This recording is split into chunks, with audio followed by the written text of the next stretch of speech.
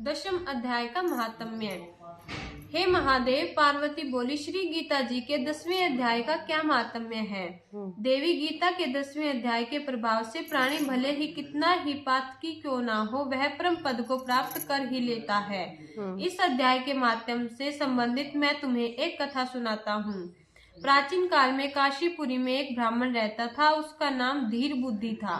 धीर बुद्धि धर्मपरायण, शांतिचित, हिंसा और कठोरता के से कोसों दूर रहने वाला और जितेंद्रिय पुरुष था।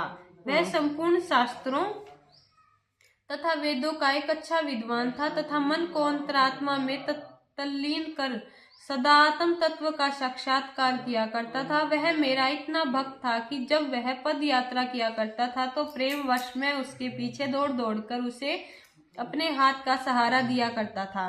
यह देखकर एक दिन मेरे पार्षद भृंगी ने मुझसे पूछा कि हे प्रभु, आप इस मानव को पग पग पर इस प्रकार सहारा क्यों देते हो? इस बात का क्या रहस्य है? तब मैंने भृंगी को इस प्रकार अपने प्रश्न का उत्तर दिया। काफी समय पहले की बात है। कैलाश पर्वत के पार्श्व भाग में पुन्नाग वन के अंदर चंद्र किरणों की अमृतमयी धवल किरणों में धूली भूमि पर एक वेदी के निकट में बैठा हुआ था। उसी समय वहां पर जैसे वेगवान आंधी चल उठी हो और कोई तीव्र स्वर प्रकोपित हो उठे हों। इस वेगवान आंधी तथा स्वर के प्रकंपन ने अनेक वृक्षों की डालियां टूट टूट कर बिखर गई।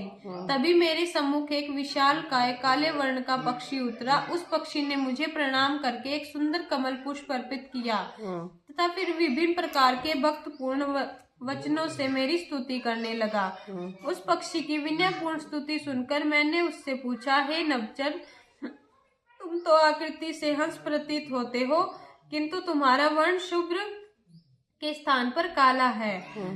तुम्हारी यह गति किस प्रकार हुई, मुझे साफ साफ बताओ। हे देवाधिदेव, यह काले वर्ण वाला हंस बोला, वास्तव में मैं एक हंस ही हूँ, ब्रह्मा जी का हंस। वैसे तो आप सर्वज्ञ हैं, अंतर्यामी हैं, आपको सभी बातों का पूर्ण जानकारी है, फिर भी मैं आपको अपने मुख से बतलाता हूँ मुझ पर क्या बीती है। एक दिन मैं मानसरोवर की ओर जा रहा था कि एकाएक मैं बेहोश होकर नीचे गिर पड़ा। जब मुझे होश आया तो मैंने देखा कि एक श्वेत शुभ्र वर्ण ही श्याम वर्ण में बदल चुका है।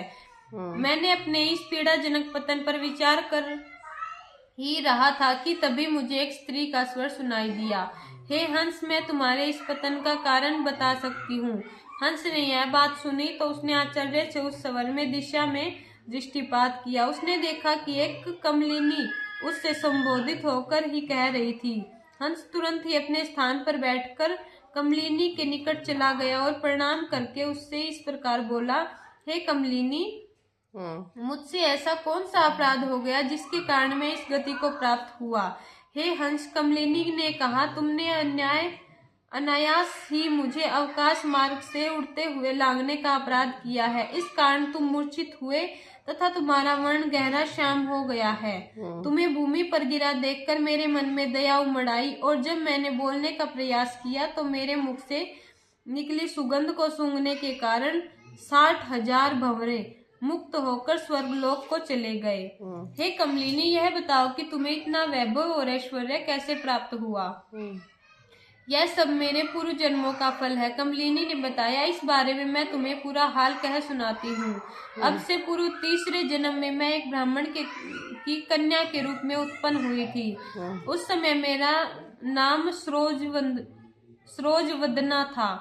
मैं तिथियों तथा गुरुजनों की सेवा करती थी, सदैव अपने पतिव्रत धर्म का पालन करने में लगी रहती थी। एक बार मैं अपने घरेलू का मैना को पढ़ा रही थी कि पतिव्रत धर्म का पालन करने में मुझे कुछ विलम्ब हो गया।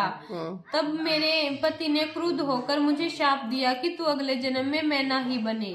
मेरे पति का शाप फलीभूत हुआ और अगले जन्म में मैंने मैना के रूप में जन्म लिया। एक मुनि कन्या ने मेरा पालन पोषण किया जिसके घर में मैं रहती थी। उनके यहाँ नित्य प्रतिदिन गीता के 10वें अध्याय का पाठ होता था, जिसका मैं भी श्रवण करती थी। उसके प्रभाव से अगले जन्म में मुझे अप्सरा की योनि प्राप्त हुई। इस योनि में मेरा नाम पद्मावती था। एक दिन सुंदर कमलों से सुशोभित इस सरोवर पर मैं जल क्रीड़ा कर रही थी, तभी दुर्वासा मुनि का यहाँ आगमन हुआ। मैं पूर्ण रूप से ब्रह्म वस्त्रहीन थी। मैंने बड़ी शीघ्रता के साथ अपने आप को कमलिनी में बदल लिया, किंतु दुर्वासा मुनि मुझे वस्त्रहीन देख चुके थे। वे बड़े क्रोधी स्वभाव के थे। उन्होंने मुझे शाप दिया कि मैं 100 वर्षों तक कमलिनी ही बनी रहूं। इस प्रकार मैं कमलिनी बन गई, किंतु मुझे अभी गीता के 10वें अध्याय का पाठ भली प्रकार स्मरण था, इसलिए मेरी वाणी लुप्त न हुई और मुझे ऐसा वैभव प्राप्त हुआ कि आज मुझे इस कमलिनी के रूप में रहते हुए 100 वर्ष पूरे होने वाले हैं। आज मेरा मुक्ति दिवस है। कहते कहते वह कमलिनी अप्सरा के रूप में बदल गई।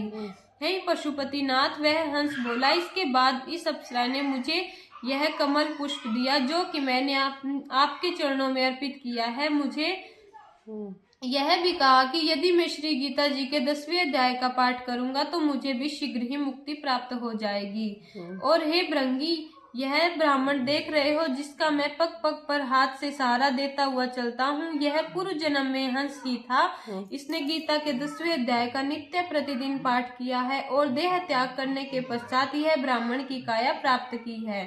इस जन्म में भी यह अत्यंत धर्मपरायण तथा गीता के 10वें अध्याय का पाठ करने वाला है।